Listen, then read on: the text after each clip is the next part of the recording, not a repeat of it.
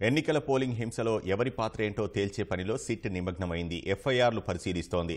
అల్లర్లను ఎందుకు నిలువరించలేకపోయారని స్థానిక అధికారులపై ప్రశ్నల వర్షం కురిపించినట్లు తెలుస్తోంది. నేడు సిట్ బృందాల విచారణ కొనసాగనుంది. పల్నాడు జిల్లా కేంద్రం నరసరావుపేట, అనంతపురం జిల్లా తాడిపత్రిలో పోలింగ్ రోజు ఆ తర్వాత జరిగిన హింసాత్మక సంఘటనలపై సిట్ బృందాలు శనివారం వేర్వేరుగా దర్యాప్తు చేశాయి.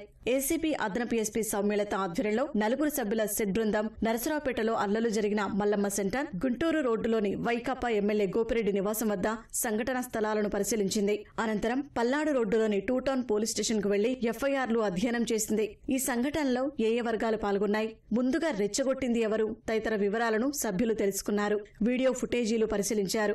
ఇప్పటి వరకు ఎంతమందిపై కేసులు నమోదు చేశారు, ఏ సెక్షన్లు పెట్టారు, ఎవరినైనా అదుపులోకి తీసుకున్నారా, అరెస్టులున్నాయా వంటి వివరాలను సీఐ భాస్కర్ ను అడిగారు. అల్లర్లను ఎందుకు నియంత్రించలేదని సిట్ బృందం పోలీసులను ప్రశ్నించినట్లు తెలుస్తోంది. నేడు సిట్ అధికారులు నరసరావుపేటలో విచారణ కొనసాగించనున్నారు. ఇక ఒంగోలు ఏసీబీ డీఎస్పీ శ్రీనివాసరావు నేతృత్వంలోని సిట్ బృందం తాడిపత్రి పట్టణ పోలీస్ స్టేషన్ కు వెళ్లి రికార్డులు పరిశీలించింది. పోలింగ్ రోజు రాళ్లదాడి జరిగిన ఓం శాంతినగర్, 14న ఘర్షణ చోటు చేసుకున్న జూనియర్ కాలేజీ మైదానం, చింతలరాయునిపాలెం తదితర ప్రాంతాల్ని పరిశీలించింది. కొందరు స్థానికులను ఘటనలపై ఆరా తీసింది.